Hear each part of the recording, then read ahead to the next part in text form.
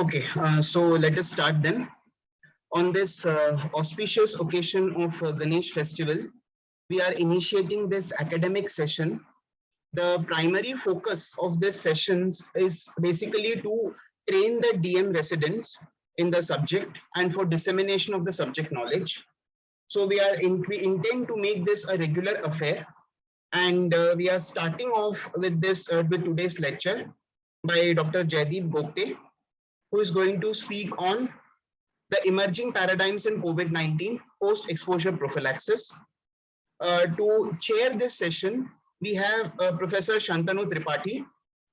Tripathi sir is the Director Research for John C. Martin Center for Liver Research and Innovations in Sonarpur, Kolkata, and is a visiting professor for Indira Gandhi Institute of Medical Sciences in Patna.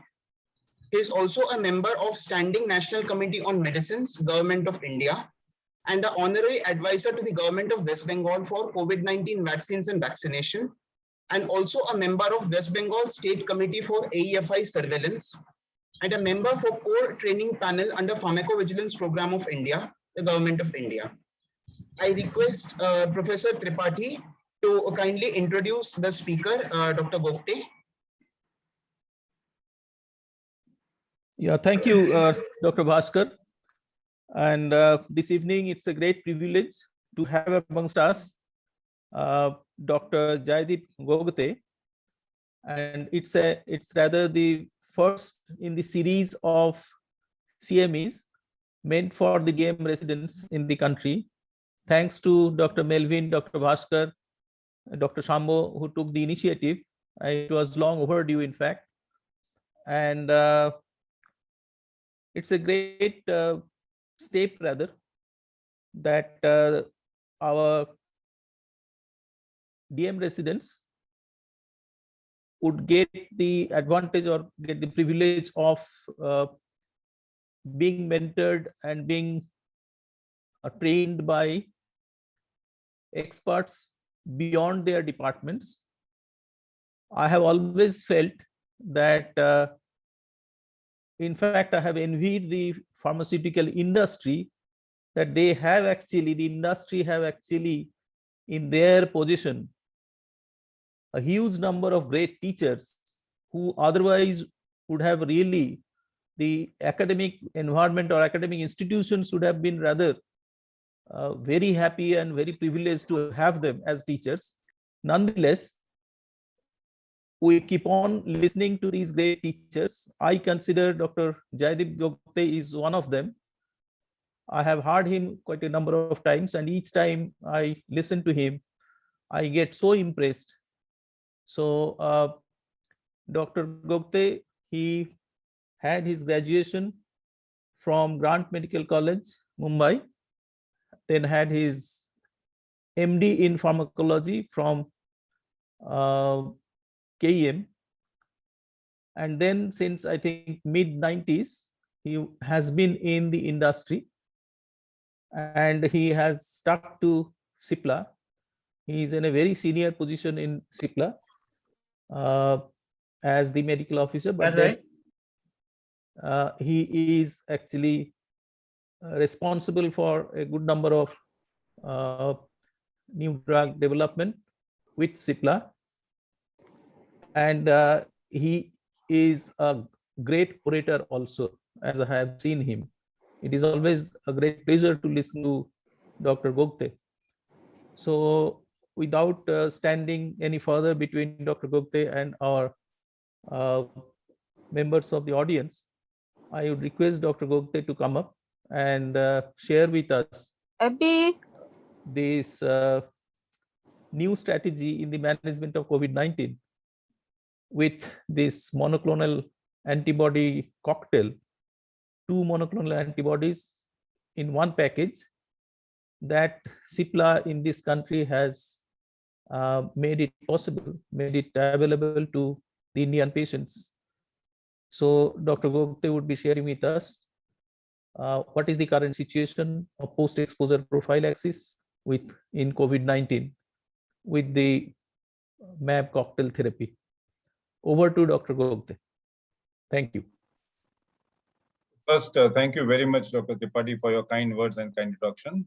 Always happy to participate in this, and thanks to Dr. Bhaskar, Dr. Shambhu, and Melvin for their, I think, very good initiative that we can actually talk to residents, especially who are doing DM clinical pharmacology and MD pharmacology, and whoever else is interested. So what I will do in the next 25 to 30 minutes is try and give you this new paradigm that is coming up for the first time. We are talking actually of prevention of COVID-19 without vaccines. We're not going to talk on vaccines, but we're going to really speak on prevention of COVID-19 after exposure to the virus, as we call it, post-exposure prophylaxis. So just a couple of, I would give statements. See, as of today, in India, the monoclonal antibody is not yet approved by the regulatory authorities for post-exposure prophylaxis. It has been approved in the United States, the UK, and a couple of other European countries, but not yet approved in the US. I think you will all know my conflict of interest statement that I work with Cipla, which currently markets this product called Ronapreve for COVID-19. So let me just start by reminding all of us of what actually is this drug. And I'll just put on my laser pointer. Okay, here goes. So we all are familiar with now the structure of the COVID-19 virus, or the SARS-CoV-2 as we know it.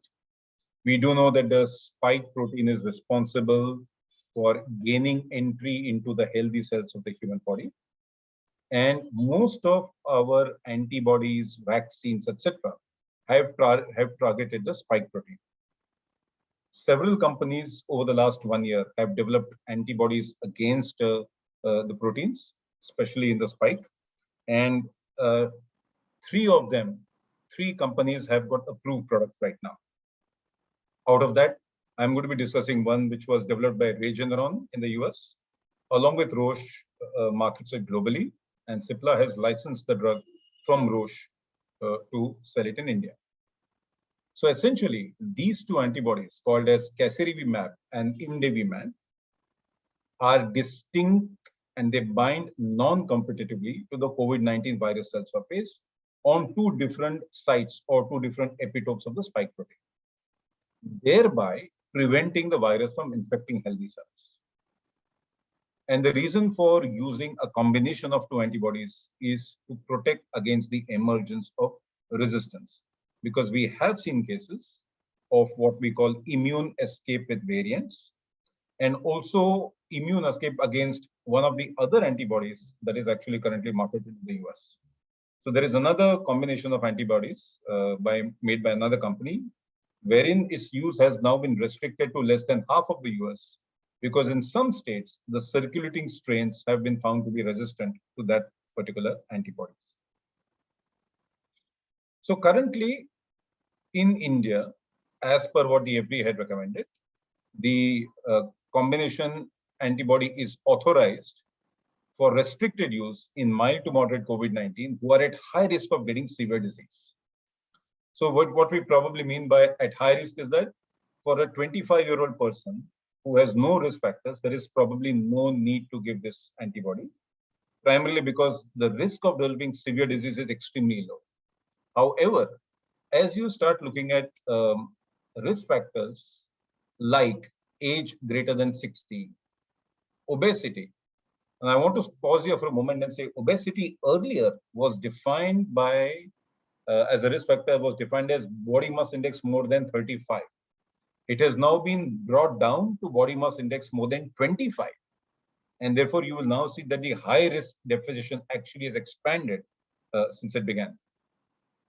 Anybody with cardiovascular disease, including hypertension, anybody with chronic lung disease, including asthma, anybody with type 1 or type 2 diabetes, chronic kidney disease, including those on dialysis, chronic liver disease, and immunosuppressed based on the investigator's assessment.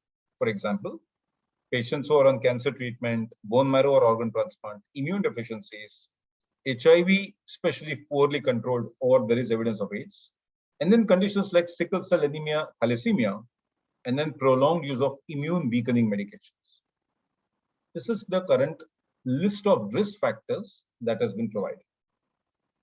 So even if one of these risk factors is present, the antibody can be used to prevent patients from getting into severe disease. And the phase 3 data with 1200 milligrams given single intravenous injection showed that it reduced hospitalization or death by 70% in non-hospitalized patients with COVID. Very importantly, also it shortened the duration of symptoms by 4 days, rapidly reduced viral load, and till date, there is no change in the activity against different variants that we have seen. Well tolerated with no real major safety signals. And this is actually an updated chart to show you the different variants against which there has been testing of the combination antibody. And this was recently submitted to the FDA as well as to the regulatory authorities in the UK. So you can see the various variants here: alpha, which came from the UK, beta from South Africa, gamma, which came from Brazil, epsilon, iota, kappa from India. Delta, of course, is what we're dealing with right now and what most of the world is now dealing with. The Delta plus variant, as you can see here, an additional mutation. There is a recent one which has come from Colombia, I think, which is called as Lambda, or I'm not so sure. No, it's not designated yet. But here's the one from Peru, which is there in Latin America. So against every variant that has been found till now, there is no change in the susceptibility of the virus to the monoclonal antibody. Now, let's come to our topic of today. This was just an introduction, and if you have any more questions on the antibodies, you can ask me later. Essentially, what is post-exposure prophylaxis? It means the use of any preventive medical treatment after exposure to a pathogen and to prevent the infection from occurring. That's the idea of post-exposure prophylaxis. And we know this for many years. Let's say rabies. We know that after a dog bite, giving a rabies vaccine, and depending on the nature of the bite, additional immunoglobulin, anti-rabies immunoglobulin, has nearly 100% success in prevention of rabies. More recently, HIV has become extremely important in terms of post-exposure prophylaxis. If there is any occupational exposure, for example, a needle stick injury or a sexual exposure, or even from an injecting drug user, by giving post-exposure prophylaxis of 3 antiretrovirals for a period of 28 days, the success is about 80% in preventing the person from acquiring HIV. Perhaps what we don't know much and we haven't discussed ever probably, and I don't know if how many of you are aware of this, even a common disease like influenza. It's been shown that if you give oseltamivir to household contacts, up to 90% success can be achieved in preventing symptomatic influenza vaccination in the household contacts. In addition, hepatitis B, hepatitis A, whether it is with vaccine or with immunoglobulin, we know that we can offer it to people who are exposed, and even in people who have been exposed to pertussis. So we are not talking something for the first time. There is a strong history of post-exposure prophylaxis in many other infectious diseases. What we don't know as yet, is there any data of COVID-19? That we don't know as yet. Now, this is where, therefore, I want to show you something very interesting. This is based on the phase 3 study that just got published in the New England Journal of Medicine, where they said, we conducted a trial to evaluate subcutaneous, and every word here is important, subcutaneous, this is not IV, subcutaneous administered Rajon-CoV, that's the antibody cocktail, could be used to prevent COVID-19 among persons with ongoing exposure to a person infected with SARS-CoV-2. And they used what is called as a household contact trial design, whether the antibody could actually prevent the infection. Here's actually what the eligibility criteria is. These were adults and adolescents between the age of 12 to 18. It's very important. We had a pediatric subpopulation of 12 to 18. And very importantly, we also had some children less than 12 years of age. And I'll show you the data age-wise as well. So who were eligible for the study? Any asymptomatic household contact with exposure to an individual who was diagnosed with SARS-CoV-2 infection. And that's called as an index case. So any person living in the same house exposed to an index case was eligible if that person was asymptomatic as well. The patients were randomized within 96 hours of the index case positive test. That means within 4 days after the person tested positive, the household contact was randomized to either placebo or the monoclonal antibody to see if infection could be prevented. Very importantly, a baseline RT-PCR test was also done in the person who was eligible in the study to really know whether the person himself is asymptomatic but with positive PCR, or is been exposed to it in the past, who would be antibody positive as well. So I'll come to this in more detail in the next slide. So there was a baseline RT-PCR test done to determine if in part A or part B for data analysis. And I'll come to the data analysis later. So you can see that these patients were randomized 1:1 to either placebo or the monoclonal antibody and followed up for about 28 days. There is a continuing follow-up which is ongoing for about 7 months total follow-up. There are two parts to this study. Part A is where people were RT-PCR negative at baseline. That means they were not infected. And some who were positive because they were asymptomatic, and some who were also positive. What we will be discussing is actually part A, because we are talking about prevention, and I'll show you the primary efficacy population.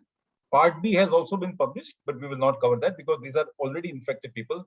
So in that sense, this is not post-exposure prophylaxis.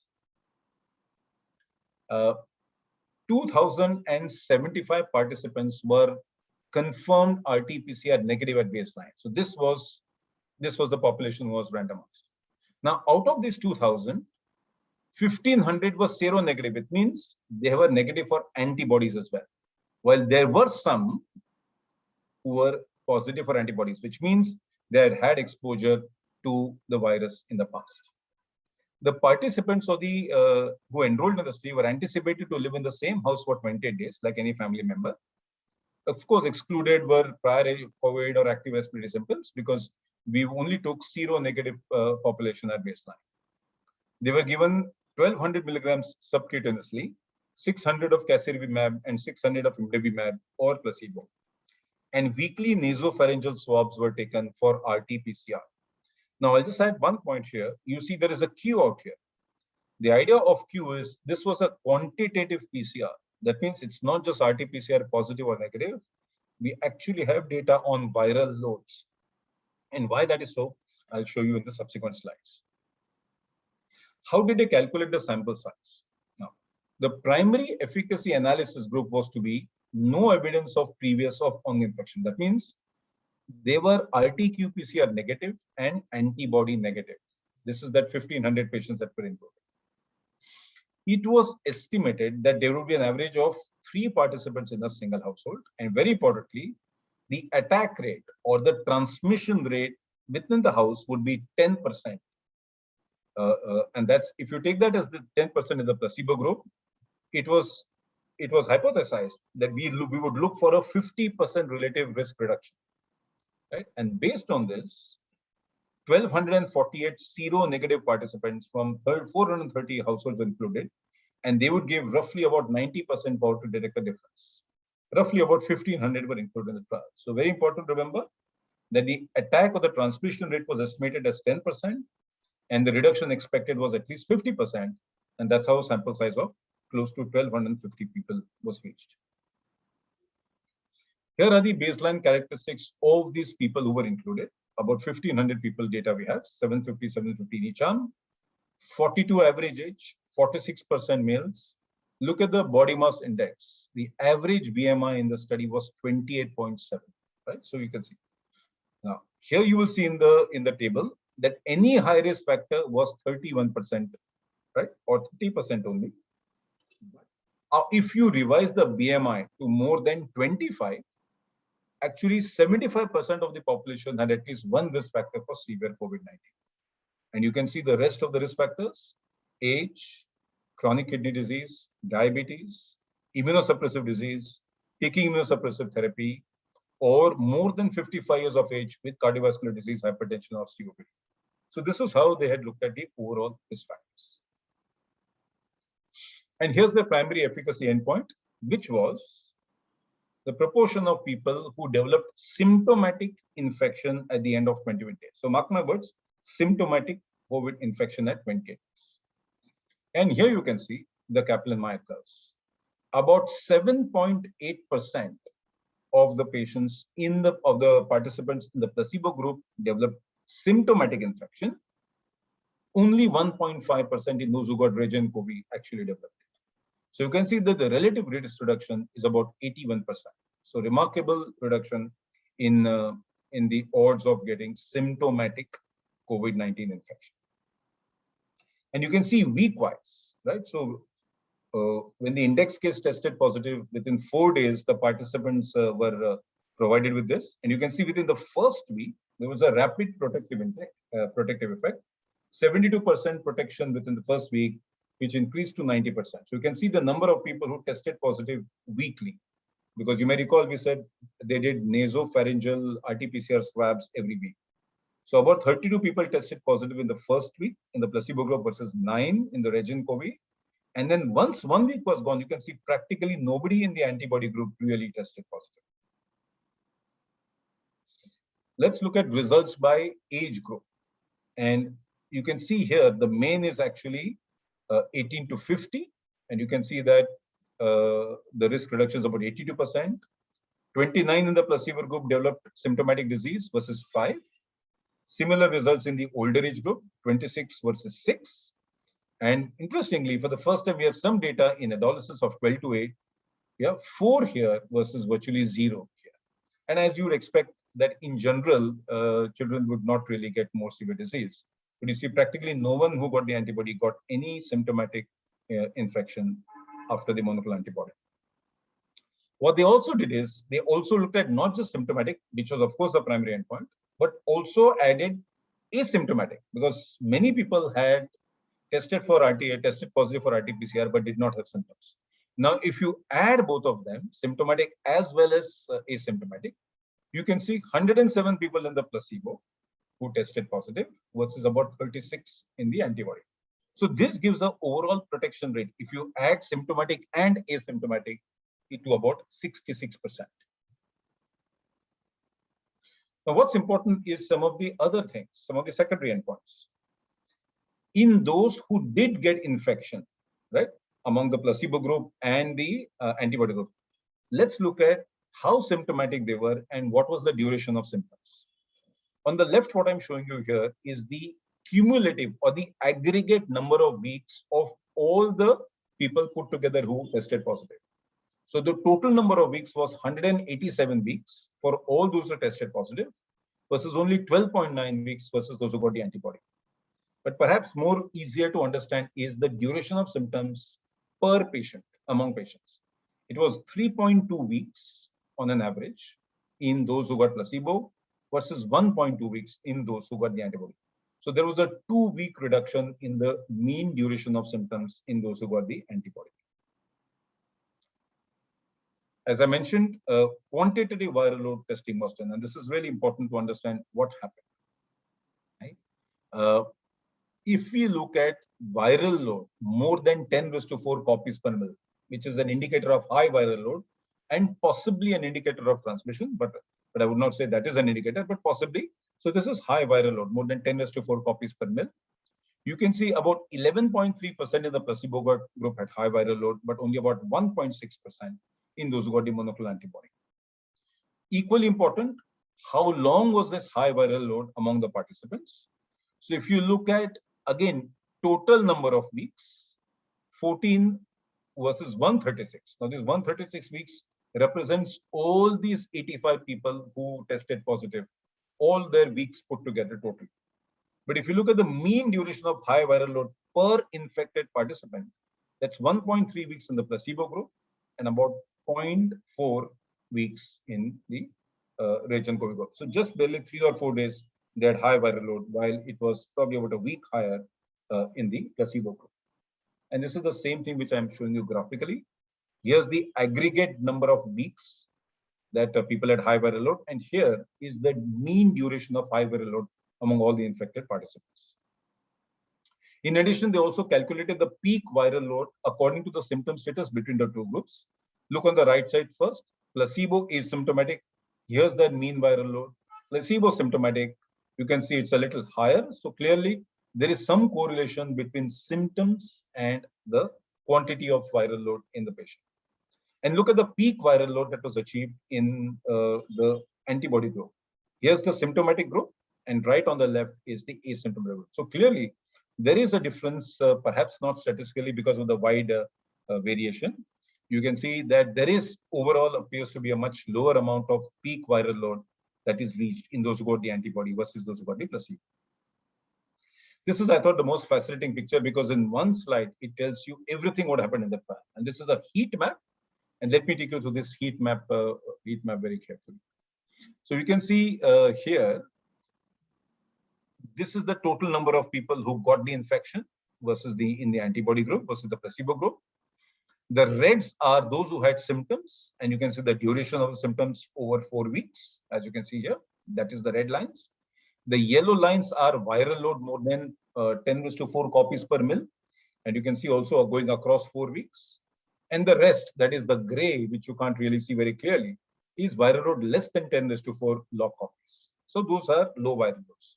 So look at the placebo group and just look at the Rajon-Covid group. So dramatic difference you can see visually in the symptom duration, in the number of people who got infected, in the number of people who had high viral loads, and in the duration of people who had viral loads more than 10 support. So clearly, one slide really tells you the impact of using monoclonal antibody as a post-exposure prophylaxis to prevent infection. So very interesting. Another part, they also looked at results by baseline serology status. Remember, I told you the main population that we looked at was the seronegative. That means they did not have past exposure to the virus and they were antibody negative. And that's your 1,500 people. But there were about 220 people in both groups, roughly 220 and 230, who who had antibodies. And what happened to them? Even in those, although the numbers who got the infection is very few, right? Placebo, you can see only 2.3% got the infection because they had some antibodies in the past. But in those who got the antibody, even there it was reduced to about 1. But this will not be statistically significant because the number of events is so low, right? And you can see 81% reduction. So here, so one could theoretically say that seropositivity did not appear to make a difference because if we put the whole population together, the difference remains the same, about 82.3%, 6.5% in the placebo versus 1.1% in the Rajon-Covid group. So this is a small, so I wouldn't really bet my money on seropositive getting real good protection. But with the few numbers that we had, there seemed to be a protection here as well. What was equally important to see is the PK, because anybody would ask a question, how long does this protection last? And here you can see the pharmacokinetics of both casirivimab and imdevimab. And you can see that most of both the antibiotics generally remain in the blood above therapeutic levels, roughly for about 28 days. So you can expect protection from the monoclonal antibody for a period of 28 days from the time the injection is actually given. What about adverse events? Here's the adverse events. So you can see, if you look at drug-related adverse events, primarily there is an injection site reaction because this was given subcutaneously. And remember, the way it is given subcutaneously is you have to give 10 ml subcut, which is a fairly large volume. So the way they give it is 2.5 ml at 4 different sites in the thighs and in the abdomen. And that's where they would give 2.5 ml each. And you can see really no major safety signals. This was a subcut, so you just had a little bit of injection site reactions. So therefore, what could be the clinical applicability of CAS and IM in post-exposure prophylaxis? So clearly, there is a potential use of CAS and IM to prevent infection and symptomatic disease for persons in whom immediate protection is warranted. Just like what we would do with hepatitis B or with HIV, you can now do this with CAS and IM. You can give immediate protection to a person who's exposed to the virus. The key is, of course, to give it as soon as possible after exposure. This study was within 96 hours of exposure to an index case. The efficacy appeared to be similar both in seronegative and seropositive. So the question to us is, do we really need to do an antibody testing before doing it? Probably not, but one can always debate this issue. But whom should you pick it? It's probably not for everybody, as I said. But if people are at high risk of progression to severe disease, if these people have been exposed to the virus, right, and are not fully vaccinated or may not be expected to mount an immune response, are probably the key group that this drug can be actually offered.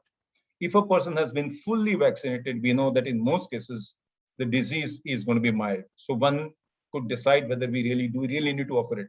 But if you have a 75-year-old gentleman who's not been fully vaccinated, or for whatever reason you think as a clinician is not going to mount an immune response, then this could be offered. Very interestingly, if the ongoing exposure to COVID-19 is going to last for more than 4 weeks, for example, people who work in the healthcare, or who are looking after COVID wards, or other places like this, like in the US, they talk about nursing homes, etc. The dose can be repeated at half for the duration of exposure.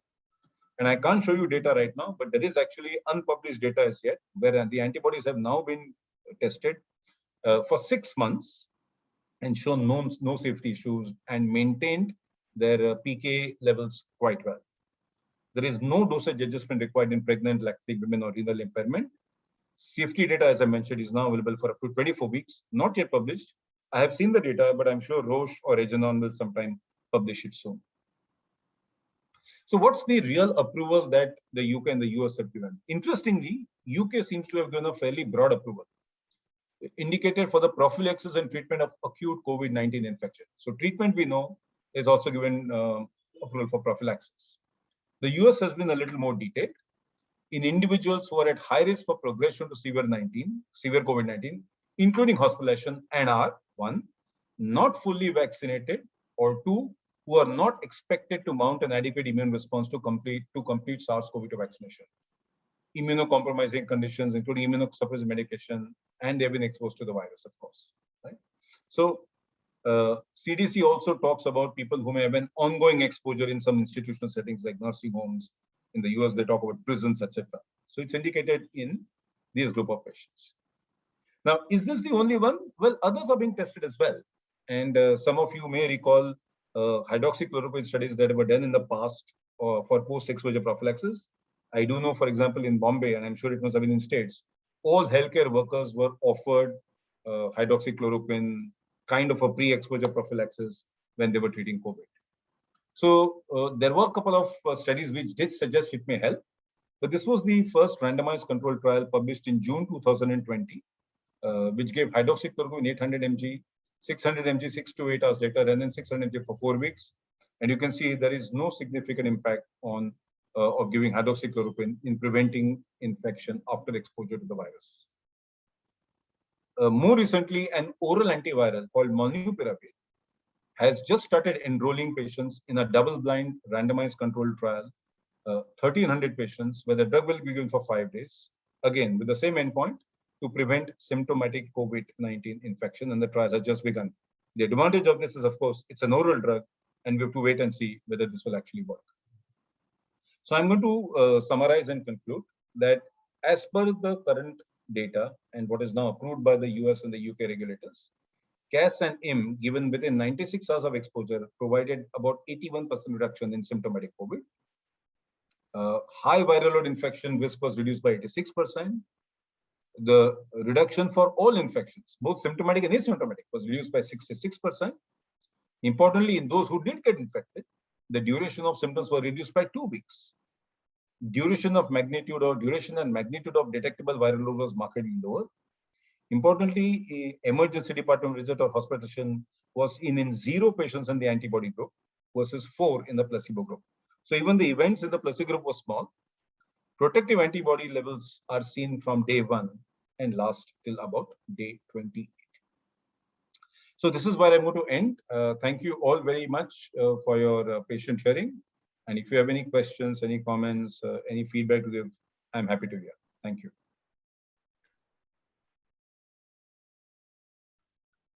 Thank you very much, Dr. Gogte. It was a very crisp and great summary. I would request now all the listeners, if you have questions, comments, you are welcome.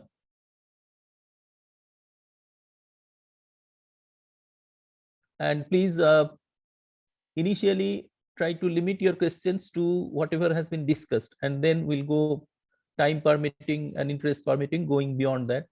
But what we have discussed, particularly in reference to the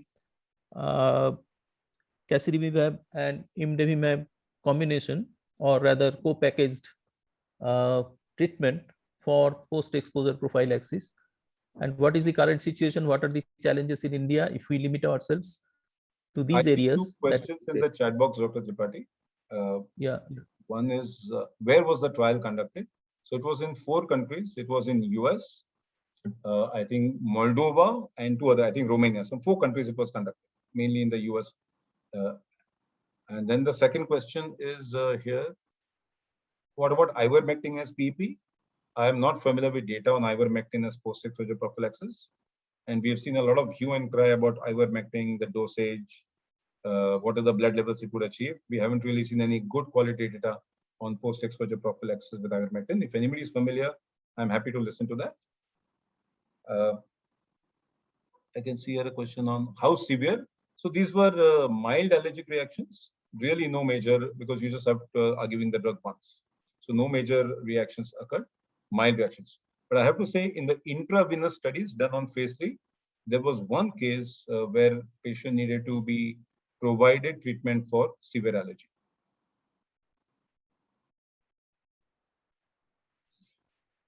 Okay. I think there's a good question here about antibody treatment, even in vaccinated high-risk patients. So it's very hard for me to comment on that. I think this is the physician's judgment. If you have a 75-year-old gentleman who's had 2 doses and develops infection, would you give the antibody? And I think, I don't know, maybe Dr. Tripathi, you could comment as we are one of the experts for the government. This is a very individual decision.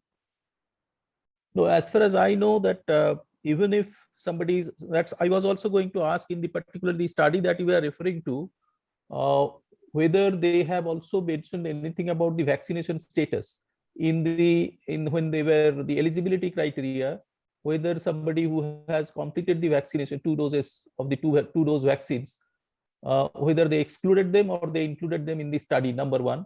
But then so far as I know, that vaccination status is not a contraindication, or even if somebody is fully vaccinated and he is presenting with this, not that we won't consider them for the this post-exposure prophylaxis. So although the serology, there was also an issue that whether serology will be done or not. There is no question, no, serology will not be done. But if somebody is giving a history that yes, I have taken 2 doses, but then I have this symptomatic RT-PCR positive COVID-19. So whether or not you will give antibody cocktail. So I think the key what we are practicing here, the answer is yes, we'll be using in high risk cases. So what is your opinion on that? In the trial, they haven't commented on vaccination, but the trial did include people, did also look at people who were antibody positive at baseline. That was the remaining group of 200.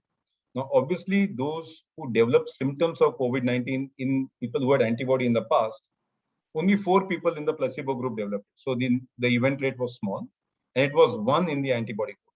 So there was some protection even there. If we can comment, given that only 4 and 1 event occurred, there was some protection even offered there. What the CDC and the NIH and others have said in the guidelines is that in general, the use of antibodies, the decision to use the antibody should be independent of the vaccination status. So exactly, yeah. It's really a very clinical decision. If you have been vaccinated and you have been exposed to the virus, I think it's a very individual decision for the physician. No, particularly in the context of when you are talking of a vaccination, and of course it's a rather continuously, it's a dynamic situation. We are not very sure, maybe say 3 months back or 4 months back, that how the vaccine should be effective to provide protection against the different variants. Right. Okay. So the vaccine has been developed against a particular strain of the virus, the wild strain, and now even if I have completed my vaccination and then I have been infected and I am otherwise within that high risk group, so particularly when you have a weapon like this which has some evidence that it protects, that should I take any chance not to give him the monoclonal antibody cocktail. Most of the physicians are of the opinion, yes, they will go for this. Of course, there are certain challenges that it is not possible or not feasible really to give it at home. The person has to come to a hospital. And again, when he comes, particularly when you are giving this intravenously, he has to be put under observation for a few hours, 4 hours, 5 hours, etc. Daycare. So many people are also admitting the patient and giving it and getting the patient admitted for 1 day or 2 days. So that is also in practice, that is in reality, that is what is happening.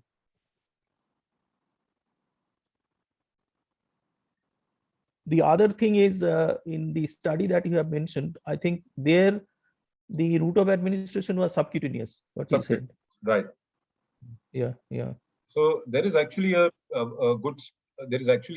pharmacodynamic study comparing the two routes of administration that's yet to be published, where they have looked at the reduction in viral load in people randomized to either subcutaneous or intravenous, and they've shown a very similar reduction in viral load between the two routes of administration. But otherwise, I think there is also some difference in so far as the safety concerns are concerned.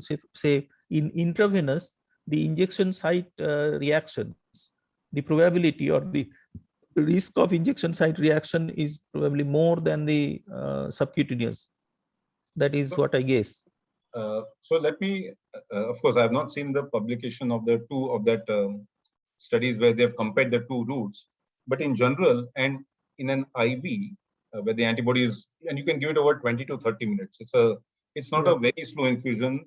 It's about 20 to 30 minutes. The observation period after that is 1 to 2 hours. And I have seen that overall about 4 to 5 hours, by the time the patient comes in, all that, it's a 4-hour process. The person can actually go home. The injection site reactions tend to be slightly higher subcutaneously because you're putting it under the skin. We saw roughly about 4% there. In the others, we have hardly seen similar. It's really, I don't think it's really different. Although I have to say there is no direct comparison between the two routes. So remember, friends, what we are talking today is for prophylaxis. That means offering this antibody to people who have been exposed to an index case at home, whether this person should receive a prophylactic treatment or not. And that's the question to ask ourselves. So we know, for example, I can tell you hearsay from 1 or 2 people in the US that cancer chemotherapy patients are unlikely to develop adequate immune response even after 2 doses. And similar is the situation with organ transplant. Organ transplant, only about 30 or 40% develop antibodies after 2 doses. In such situations, I've heard, and this is hearsay to me, that people have been offered to take it on a monthly basis till the duration of the cancer chemotherapy is over. Particularly, as one of the oncologists mentioned to me, anti-CD20 drugs, because they cause a severe depletion of the I think white cells, and I'm not sure which ones. But in such people, they have been offered every month to take this, and there is now data coming up on that as well, which will soon be published. Okay, in your summary slide, you said that it is the injection is better to be given within 96 hours. In their study, I think they put it within 96 hours. So yeah, in this study, they've done it within 96 hours, correct. 96 hours. But then the product is available now, and what we are using here, they say that you can give it up to say 8 or 9 days from the symptoms. So that, Dr. Tripathi, is for the treatment. That is for intravenous. Yeah, that is for the treatment of people infected. So if you have a COVID positive person, it's best to give the antibody within 3 to 5 days, perhaps at the most 8 to 10 days. This is actually prophylaxis. That means to offer it to a healthy person who is exposed.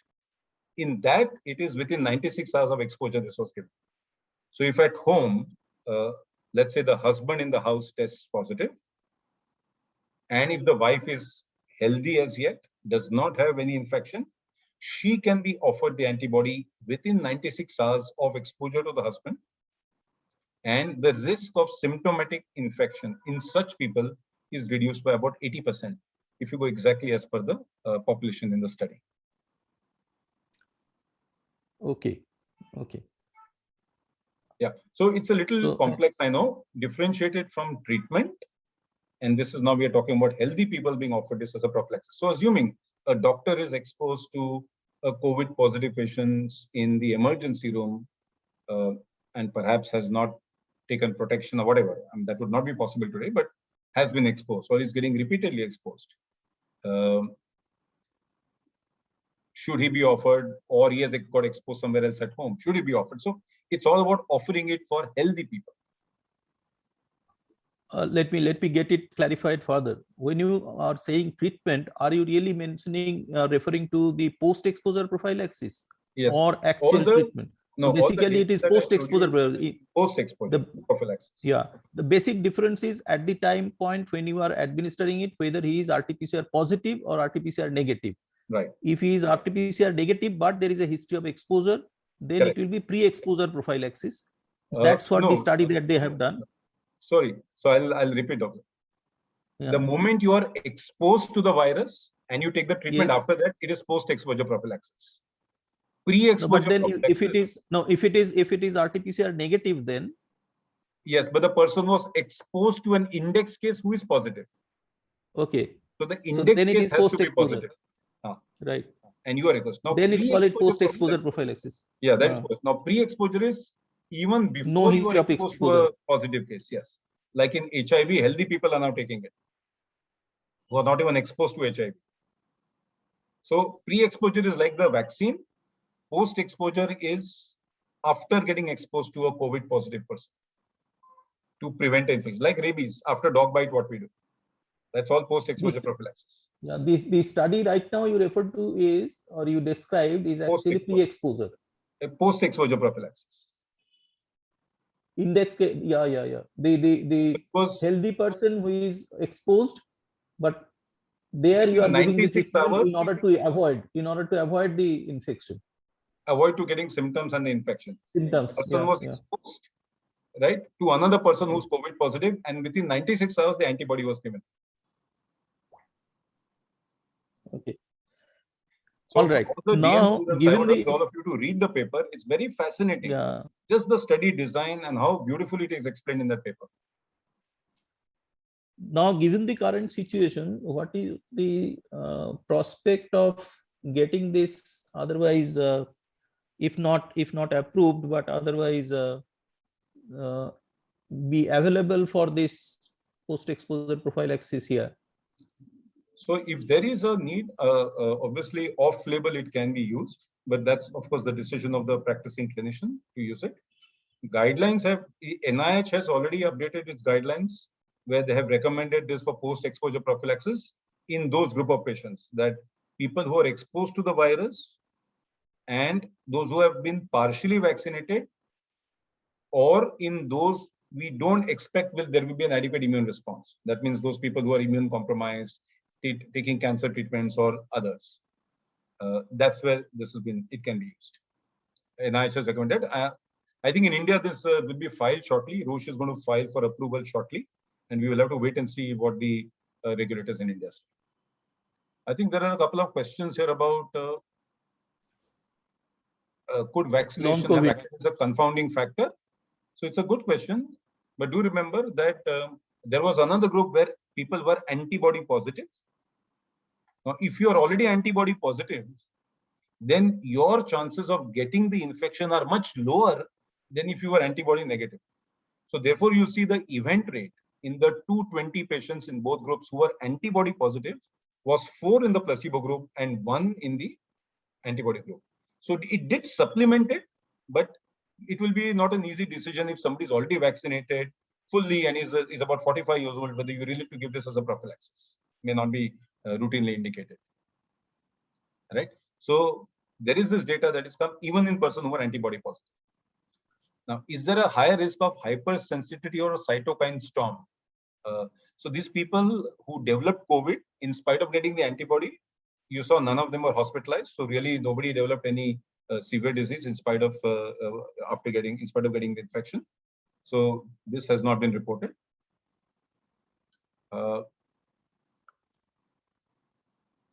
there is another interesting question about long COVID. Long COVID, yeah. So yeah, people who are being treated with this or Right. who are getting the, so how is the, well, although it may be too premature to comment, but then Yes. whether they are being followed up to see how Yes. many of them might be having long COVID. Yes. So there is this, these patients are being followed up for about 6 months after the 20 days, which was the primary endpoint. And I think we'll have some more information on that. What is interesting I've seen is that I saw recently that vaccines are providing some protection against long COVID as well. Right? So it's a hint to us that, and vaccines do the same, right? They produce antibodies, that they may be protective against long COVID. Now, whether this will not, we have to wait and see.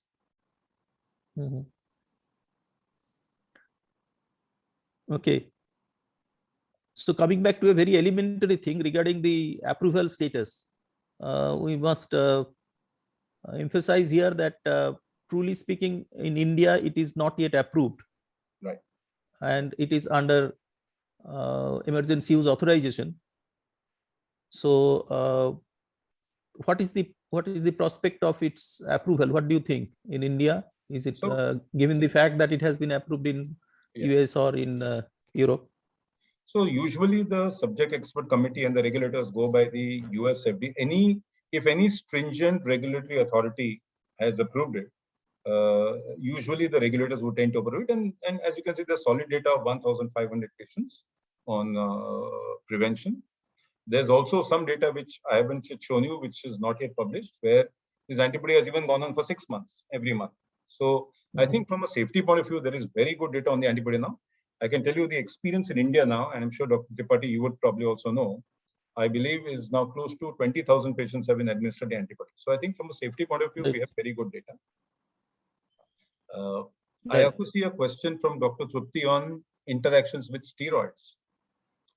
I haven't seen, there are no interactions really, because the antibodies are not really metabolized in the liver. So there's no PK interaction really with steroids.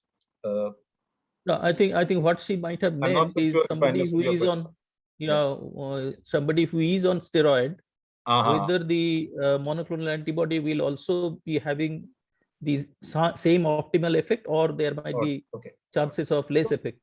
In fact, Dr. Trupti, patients who are on high dose steroids are actually immunosuppressed, and they would actually be good candidates for this antibodies, because they would come under the definition of high risk, because they are immunocompromised.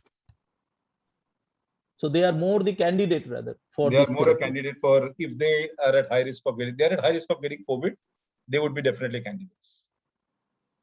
Right. The other theoretical question is for a product which is not yet fully approved, so whether we can use the term off label. Yes, absolutely right. Good point, Dr. No. because in any case there is a label. In my argument, yes, we can, because whether or not it is fully approved, after all there is a label. Okay, and whatever is written in the label, if you are doing something outside that, so we call it off that label. Will be off label. Correct. I would urge all of you to look up, and if you want, Dr. Shambhu and Bhaskar, I can send you the EUA. If you actually read the emergency use authorization in detail, there is so much to learn about the antibody and about the disease itself. And if you want, I can send that to you. You can circulate it to all the students. It's just very interesting to learn how these things are actually done. One very good thing is the product, otherwise it has shown effectiveness across the variants up till now, whatever we know about this. Right. That is a great thing. Yes. And maybe we are still not out of the danger of the so-called third wave, but in case maybe if at all it comes, God forbid, then this may be really a great weapon to fight against the third wave, which will be mostly because of these variants. Yeah. One of the questions that has come to me from many physician friends of mine is, many of them were vaccinated in January and February, because that's when it all began. Right. Most of them, rather. And we are now in September, October. So it's almost 6 months plus. And there is a lot of discussion happening on how long the immunity lasts, etc. Yeah, and this could be an option that is available to people, at least. It's not a vaccine, but it rapidly provides protection. And that's, I think, the key to understand.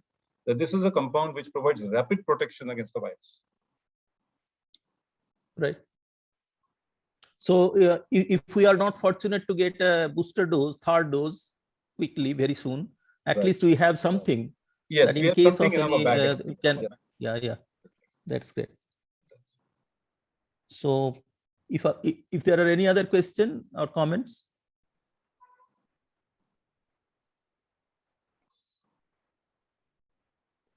Now, this is also what I was also mentioning about that post-exposure prophylaxis as soon as possible, or preferably within 7 days Right. of the high-risk exposure. Correct. But is there any data on if it is given, say, within 3 days or on a day-to-day basis, say within 3 or 4 days, and versus if it is 5 or 7 days? Because No, we there know is that data. yeah. The data is not there on that as yet. The study that I showed you was 96 hours, but I guess they are hypothesizing it based on the incubation period, and we know what really the viral kinetics are in the first few days. So probably. Okay. Question on cost of therapy. I wish we could get down the cost of therapy. I can tell you, we ourselves have been speaking to Roche a lot about bringing on the cost of therapy. But the way many of the global companies, make their pricing is based on the low income, middle income, and high income countries. So the same antibody in the US is probably 3 or 4 times the price that what we are paying right now. I think it's about $3,000. I'm told that. Would you also comment on the co-packaging, and one has to purchase in order to give it to two patients, because in private hospital it becomes really a problem. Billing issue. So if it is otherwise billed for the first patient, how can the same thing can be billed for the second patient? Okay, so that is also difficult. One of the hospitals I know, I think this is Apollo, is actually doing it quite routinely. If they get a second patient within 36 hours, they bill the first patient the full amount, and if they get a second patient within 36 hours, they refund 50% of the amount to the patient. So I guess people are finding their way to do it. But the reason why this happened is the actual recommended dose was going to be 2.4 grams, 1200 plus 1200. Right. But the regulators in India, after seeing the data, actually approved half the dose, even when the FDA had not approved the dose. So India was actually took a step ahead. India was ahead of the FDA, that they approved it at half the dose. And therefore, the product, at that time that was available to us was only the higher dose. Right? And because of the urgency, this product got approved in May during the second wave. Because of the urgency, we just said, just give us what is available, and we'll have to work on this logistical issue. So first week of June, the product actually was launched. In future, it will come in a single patient vial. It will be 600 plus 600 filled in, so you don't have to do these 2 patients problem. But that will come subsequently. Right. Yeah, so this is a very important question in case of vaccinated people more than 6 months, whether to check serum antibody. So, Dr. Shabnam, if the antibody is positive, we don't know, we don't have any cutoff levels right now for what is protective. Right? Unlike, let's say, in tetanus, we know what is a protective level of antibodies. I don't think we really know. So it's not an easy decision, I agree. But let me only say that if somebody who's positive for antibodies will tend to have a lower chance of getting severe disease. Right? That is clear. So therefore, whether you would still like to use this as a prophylaxis is a very individual decision.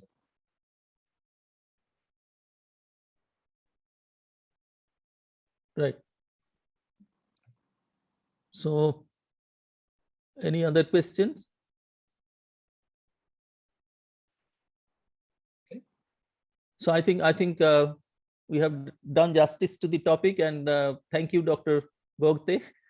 So nicely explaining things, and it was very much useful to all of us, all the listeners, and it's a great beginning to a series of such discussions. And thank you, Dr. Bogte. You opened the innings. Thank you very much, Dr. Tripathi, for the invitation, and to Dr. Samrat and Bhaskar. I would just add one thing to what Dr. Tripathi said in the beginning. I think when some key products get introduced by companies, it'll be good for the students to actually listen to people who have launched a product. You can get any of the medical advisors or medical directors from the company talk on the drug. Not the routine drugs, with just a routine antibiotic or some routine thing. Me Too product is launched, but something which you really think will transform treatment. Right? I think those things will be important for the students who listen to, because I do often see that the pharmacology students are kind of excluded. Most companies will tend to go to the clinicians, obviously the ones who will use the drug, but often the pharmacologists get excluded. And I think this is a very good initiative where you can combine academia, you can bring industry in and really have some great discussions. And if anytime you want at least so far as this product is concerned, yeah. If you want me or my colleagues to participate, let's say in future in anything related to infections or respiratory drugs, or bring in other companies, we can always help.